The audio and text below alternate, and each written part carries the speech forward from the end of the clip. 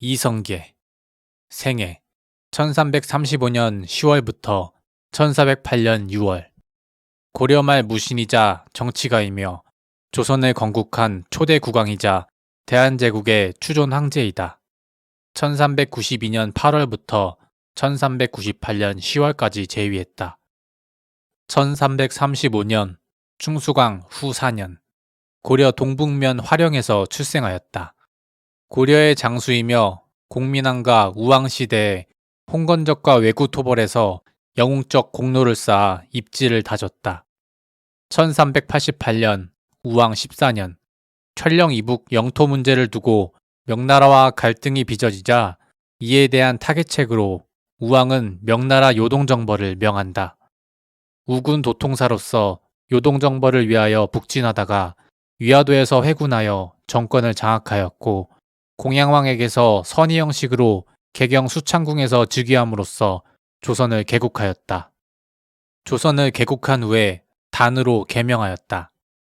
정도전과 조준을 비롯한 혁명파 신진사대부들과 전제개혁을 비롯한 각종 사회개혁을 단행한 끝에 조선을 개국했고 한양으로 천도해 왕조 기틀을 다졌다. 묘호는 태조이며 재위기간은 6년 2개월, 퇴위 후 태상왕이 되었다.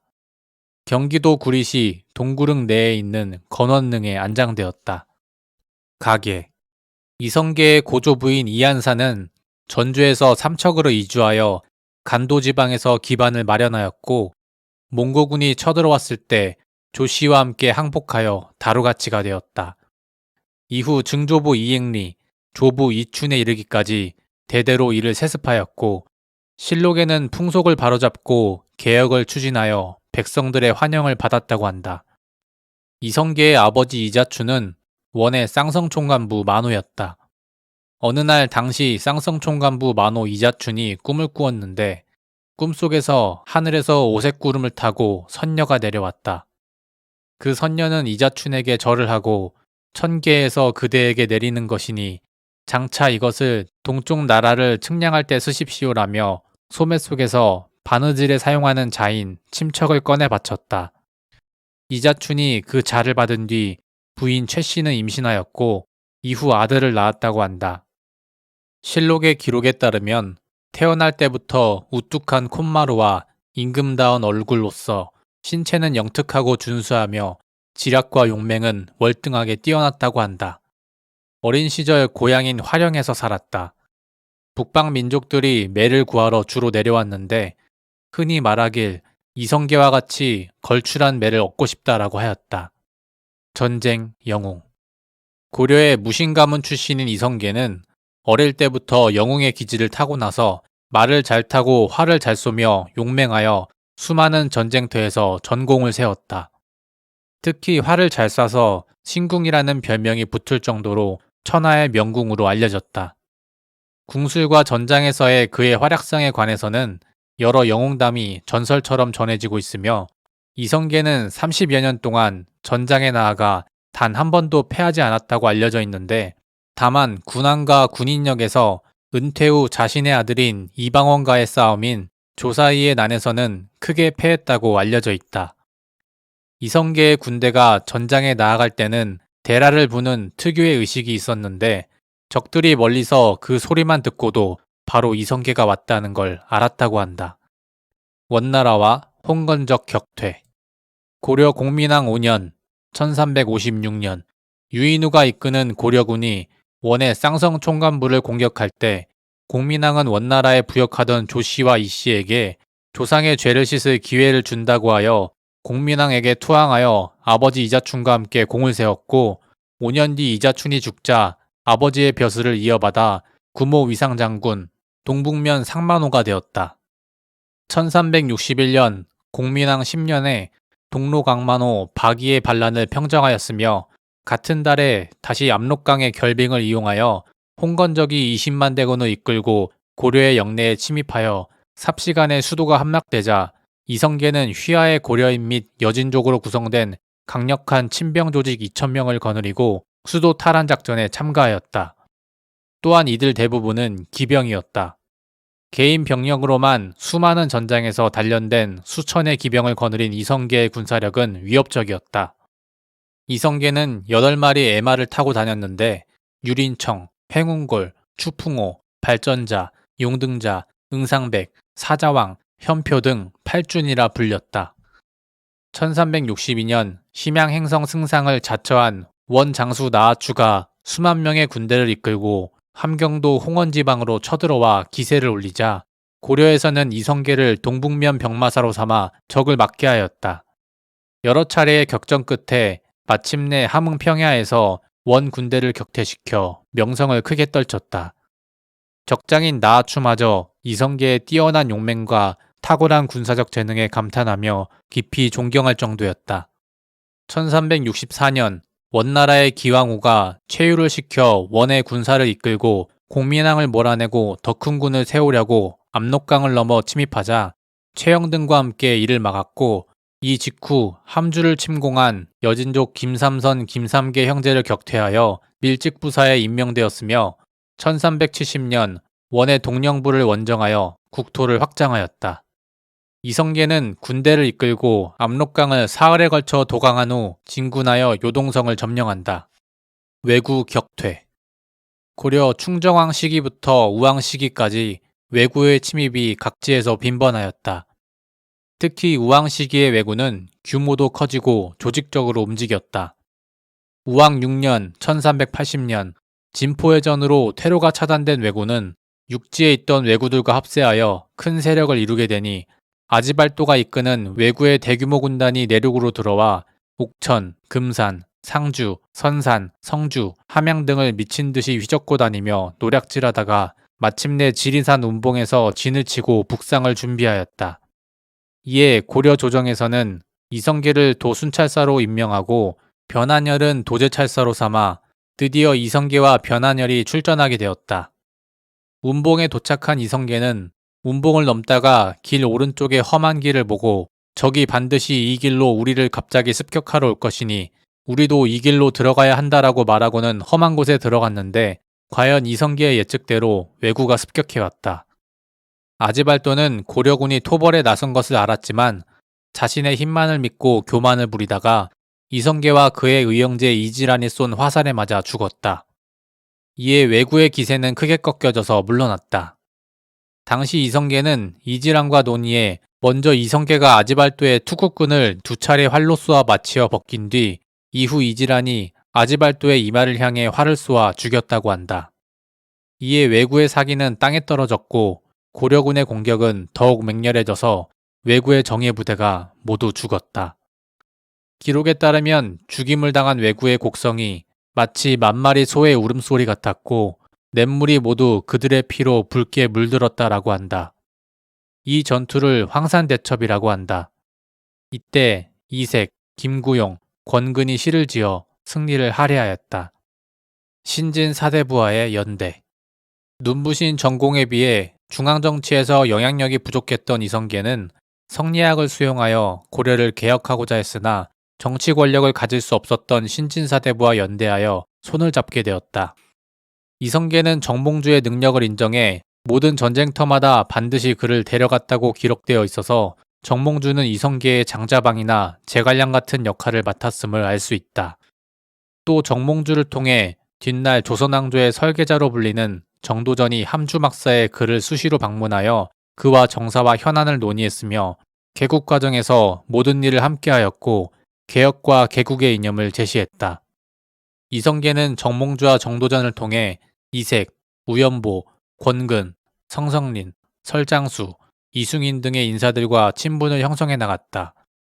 또한 친명 세력이자 원의 영향력에서 벗어나고자 했던 신진사대부에 대한 압력과 위협에서 이들을 지켜주고 보호함으로써 신진사대부와 결속력을 다져나가게 되었다. 한편 최영, 조민수와도 깊은 친분 관계를 유지하였고 최영이, 임견미, 염은방 등의 구패 권문세족 세력들을 숙청할 때는 그를 적극적으로 도왔다. 안변책. 1383년 8월 이성계는 동북면에 침입한 호발도에게 승리한 이후 우왕에게 변경을 편안하게 할 책을 제시했다. 그 내용은 다음과 같다. 첫째, 왜구와의 싸움에 대비해 상시 군사훈련을 시행할 것. 둘째, 사적으로 백성을 착취하는 군벌과 호족을 엄단해 군량을 확보할 것. 셋째, 토지제도 붕괴로 무너진 군제와 유랑하는 백성을 보호할 것.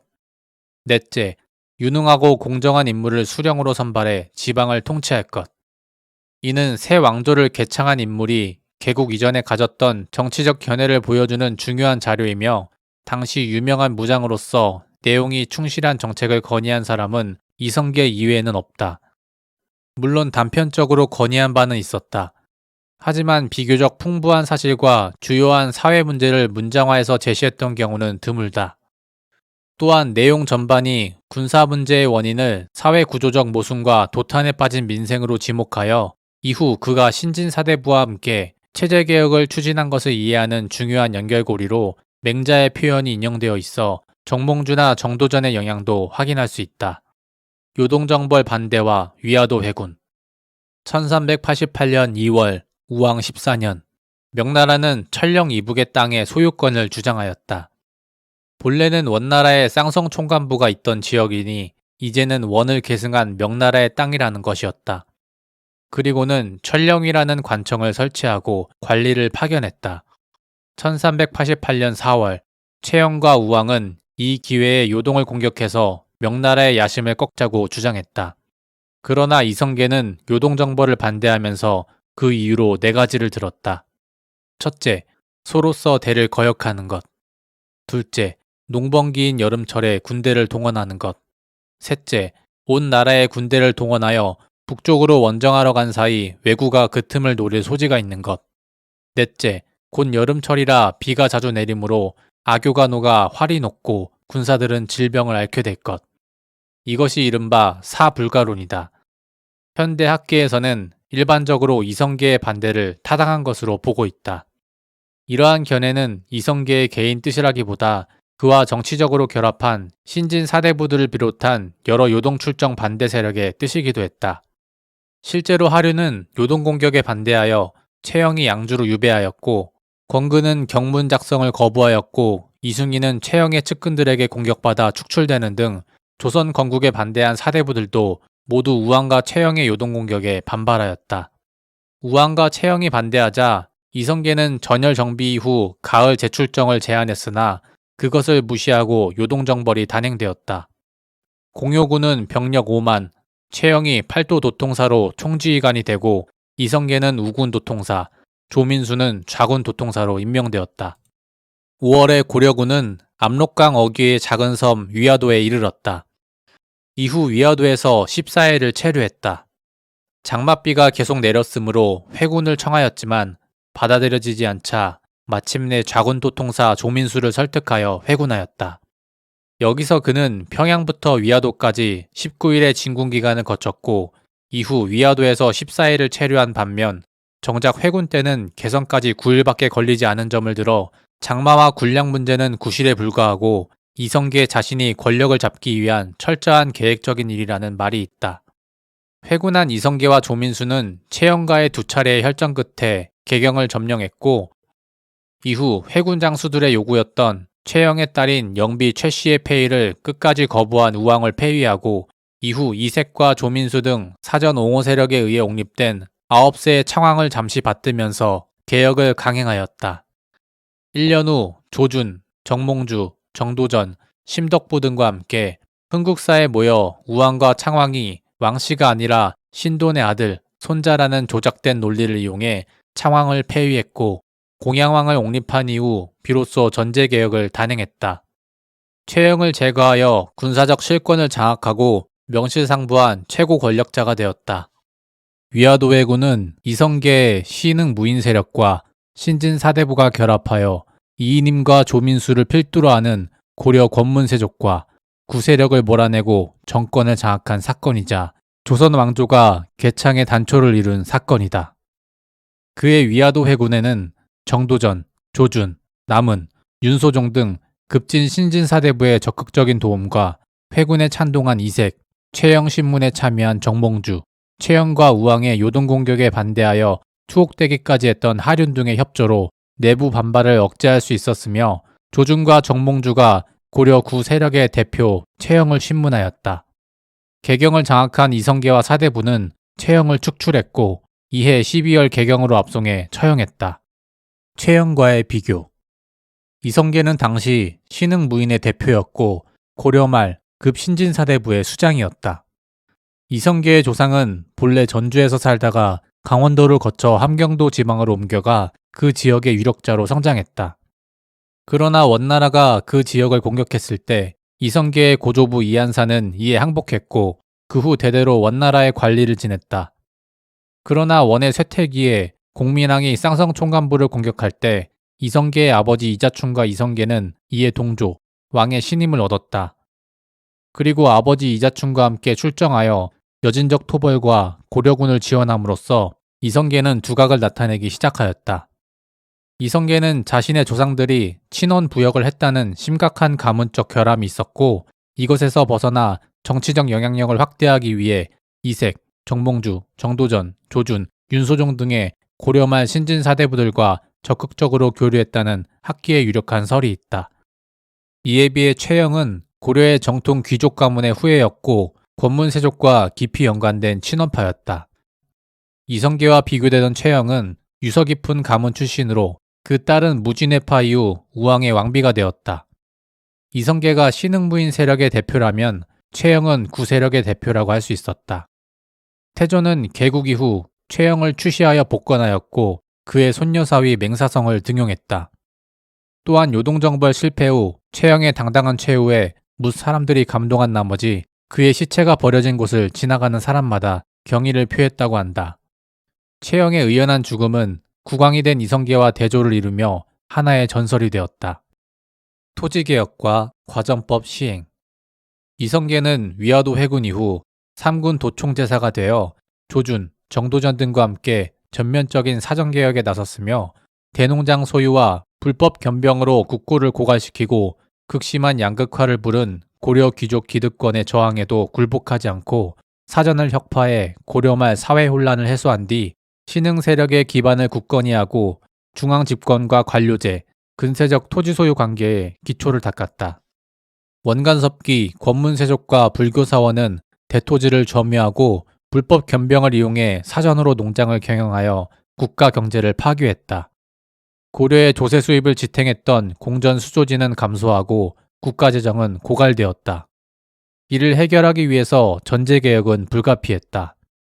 위화도 회군 이후 우왕 때의 정치 일선에서 배제되었던 신진사대부도 속속 정계에 복귀하여 본격적인 개혁의 계기를 마련하였다. 정몽주 등은 회군 이후 정치적 활동이 활발해진 인물 중 하나였다. 하지만 신진사대부 사이에는 사회의 모순에 대한 개혁의 방향을 둘러싸고 분열과 대립이 발생했다. 최초의 분열은 위화도 회군 직후 전제개혁 논의를 둘러싸고 벌어졌다. 이색, 권근 등과 이이님의 인척 이승인과 하륜 등은 사전혁파에 반대하며 일전일주론을 주장했고 조준, 윤소종, 정도전 등은 전면적인 사전혁파를 비롯한 정치, 사회, 법과 제도 전반 개혁을 주장했으며 정몽주는 중립을 지켰다. 전제개혁을 비롯한 각종 사회개혁에 대한 정몽주의 정치적 입장은 이성계, 정도전과 가까웠으나 이색이나 이승인 등과의 개인적 관계가 그에게 중립을 지키도록 만들었던 것으로 보인다. 공양왕 옹립에 이르기까지 급진파와 정치적 행보를 함께했던 정몽주가 반대 세력으로 돌아서자 이성계는 조준으로 하여금 과전법을 제정하도록 했고 토지개혁을 관철시켰다. 창왕을 폐위한 이후 겨우 양전을 시행할 수 있었다는 사실은 토지개혁을 둘러싼 고려 농장주들의 극심한 저항을 그대로 보여준다. 비록 농민에게 토지를 직접 분배한다는 정도전의 개구수전론은 실현되지 못했으나 개경거리 한복판에서 고려의 모든 공사전적인 토지대장을 소각하고 시행한 조준의 사전혁파와 과전법 시행은 고려 말 재정고갈을 해소하였다. 그러나 과전법은 근본적으로 구고려 권문세족으로부터 급진 신진 사대부로의 부의 이동이었고 이것이 가장 큰 목표였지 농민들에게 토지를 나누어 준 것은 중도 포기하고 도외시한 중대한 결함이 있었다. 왜냐하면 우왕과 창왕 및 그들을 둘러싼 이이님 계열 외척 귀족들과 사전주, 농장주들의 반대와 저항이 극심했으며 이성계의 힘으로도 고려 기득권의 반발을 모두 무마하기는 어려웠기 때문이다. 공양왕 옹립까지 모든 정치적 갈등의 근본에는 이 토지개혁이 있었다. 전제개혁 논의를 기점으로 이색, 정몽주 등 온건개혁파는 고려 왕조를 보존하여 고려 귀족 연합체를 유지하고 점진적인 개혁을 추진하려 했고, 반면 정도전과 조준 등 급진 개혁파는 고려 왕조를 부정하고 관료제 사회 수립과 전면적인 사회개혁, 왕조 교체를 주장했다. 역성혁명파의 유배와 정몽주의 최후. 1392년 정몽주는 명나라에 갔다 돌아오는 세자를 마중하기 위해 황주로 나갔던 이성계가 사냥 중에 낙마하여 큰 부상을 당하자 정몽주와 공양왕은 이성계가 없는 틈에 대간을 움직여 역성혁명파의 핵심 인물 정도전, 남은, 조준 등과 그들의 측근 윤소종, 남재, 조박 등을 탄핵하여 유배를 보냈다. 황주에서 이 소식을 접한 이성계는 불편한 몸에도 불구하고 개경으로 향했다. 공양왕 즉위 이후로 고려의 군권은 이성계를 비롯하여 조준과 정도전 등에게 집중되어 있었기에 최후의 수단으로 군권을 동원할 수 있었기 때문이다. 이성계는 군권으로 정몽주를 굴복시킬 수 있는 상황이었고, 건국 과정에서 도평 의사사의 인준과 공양왕의 선의를 받아 절차적 정당성을 확보하고자 했다. 그러나 이방원은 정몽주를 제거하기로 결정하고 자신의 수하 조영규와 고여 등을 시켜 밤중에 집에 돌아가는 정몽주를 쫓아가 선주교에서 제거하였다. 정몽주가 살해되자 고려 조정은 다시 이성계 일파가 득세하였다. 정몽주의 측근들인 온건 개혁파들을 대거 축출하여 유배를 보냈고, 정몽주에 의해 탄핵되었던 이성계 일파의 급진 개혁파들이 정계에 속속 복직하여 세력을 결집하였다.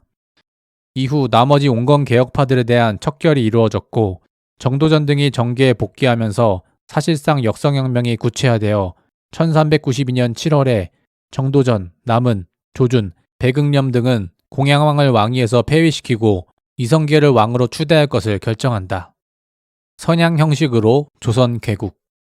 그들은 이를 위해 정비 안씨를 찾아가 공양왕의 폐위와 이성계의 옹의를 명령하는 교지를 요청하였고, 정비가 이를 수용함으로써 공양왕이 비로소 정식으로 폐위되고, 이성계가 신하들의 계속된 추대와 간청으로 이성계는 마침내 1392년 7월 17일 수창궁에 나아가 왕위를 계승하여 새로운 왕조를 개창하였다. 이로써 고려 왕조는 왕건이 개국한 지 475년 만에 제34대 공양왕을 끝으로 하여 멸망하였다. 처음에는 민심의 동요를 염려하여 국호는 그대로 고려로 두었으나 1393년 3월 27일 조선이라 고쳤다.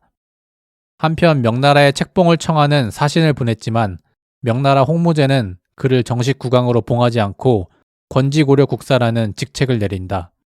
포용정책과 고려 구신들의 출사. 태조는 개국 이후에 개국공신 52명에 이어 제위 2년부터 제위 6년까지 모두 22차례에 걸쳐 도합 1400여 명의 개국 원종 공신을 포상하였고, 이는 새 왕조의 안정에 크게 공헌했다고 인정받고 있다. 또한 태조 즉위교서에서 조선 개국에 반대했다고 지목된 56명 중 사망한 8명을 제외한 48명 중 32명이 태조, 정종, 태종대에 다시 출사하였다. 개국 이후 태조는 고려 구신들을 원종 공신으로 포상하거나 적절한 관직에 임명해 회유했으며, 특히 권근, 하륜 등 이색 문화 온건개혁파는 새로운 왕조에 적응해 다양한 직임에서 각종 문물 정비에 적극적으로 참여하였다. 한양천도와 조선 선포. 새 왕조를 연 태조는 즉위 한 달 만에 수도를 옮길 결심을 했다.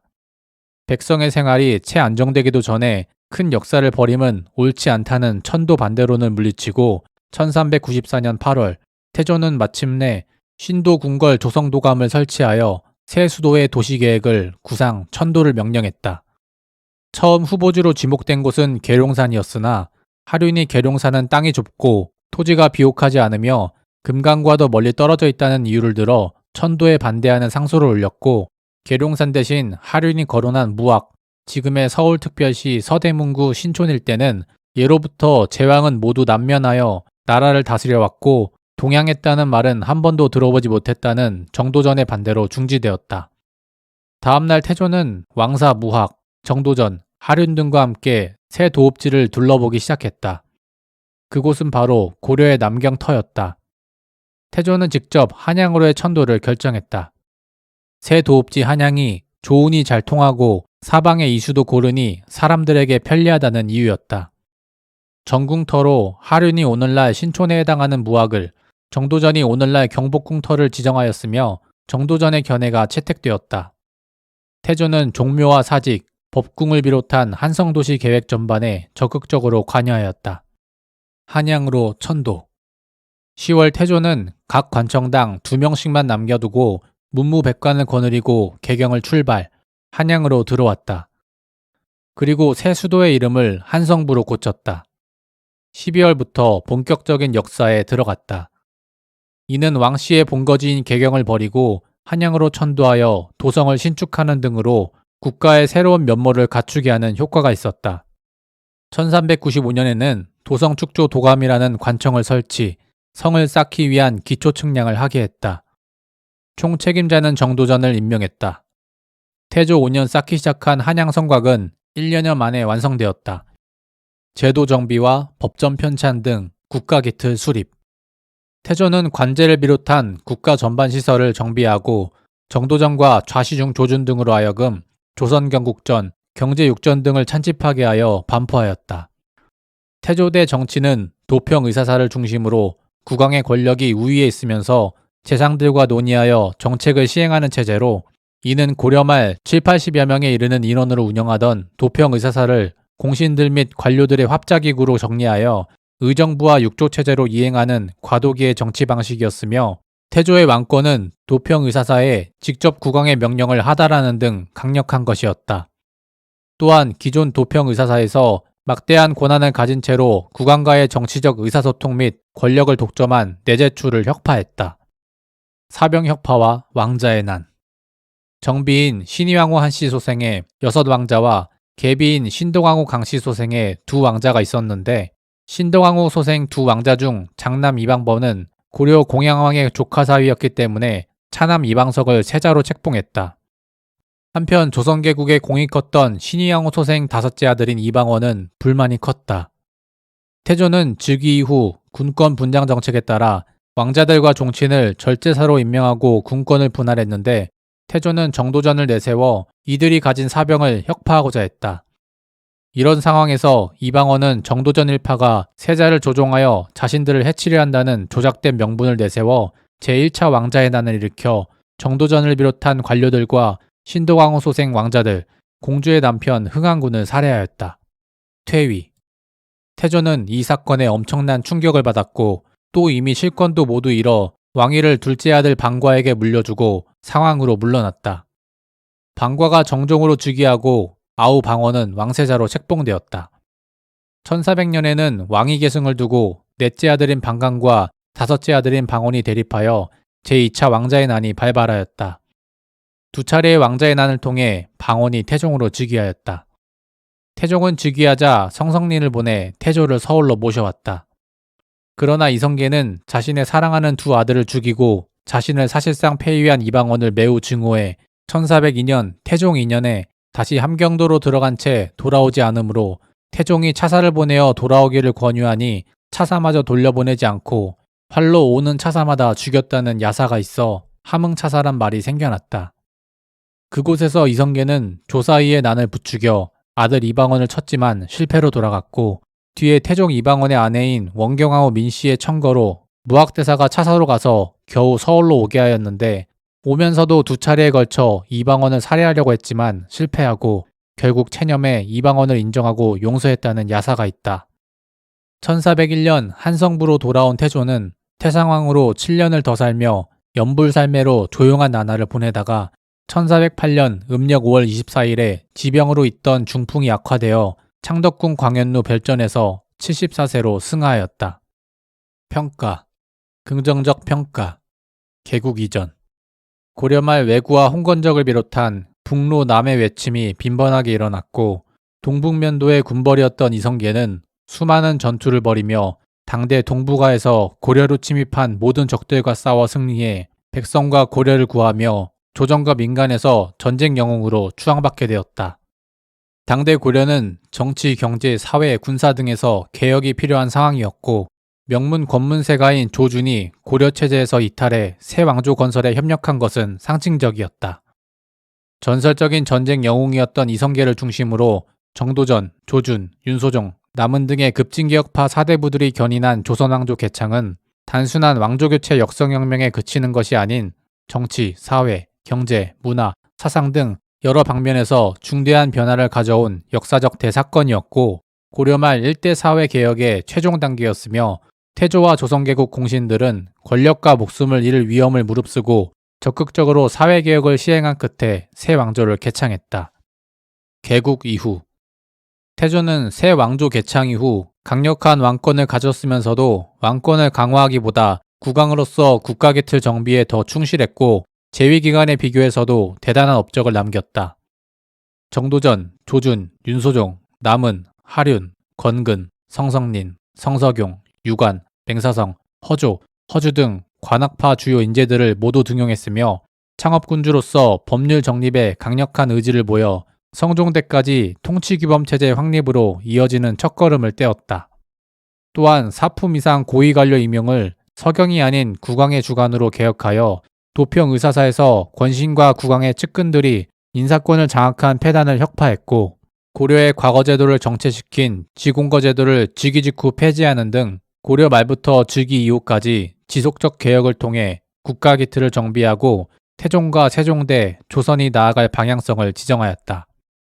부정적 평가 사초열람 제위 2년 태조는 공양왕 때 사관 이행이 우왕, 창왕, 변한열이 죄 없이 이성계에게 죽었다고 고려의 사초에 기록하자 국문을 지시한다. 제위 7년 차인 1398년 자신이 고려 왕조 당시 활동했던 기록들을 담은 고려 왕조실록과 1392년 즉위한 이후에 기록된 모든 사초를 가지고 오라고 명한다. 이 분부에 사관 신계 등이 강력히 반발하였지만 사관들의 뜻을 받아들이지 않는다. 또한 태조실록은 태종의 밀명을 받은 하륜이 편찬하며 사관의 출입을 막아 당대에도 비난의 대상이 되었고 학계에서도 태조와 정도전, 신덕왕후와 개국공신들에 대한 곡필이 심한 것으로 인정하고 있다. 건국 초기의 혼란한 상황 이후 왕의 사초와 실록 열람은 성리학적 이념이 강화되고 통치 규범이 자리 잡게 되면서 사실상 불가능하게 되었다.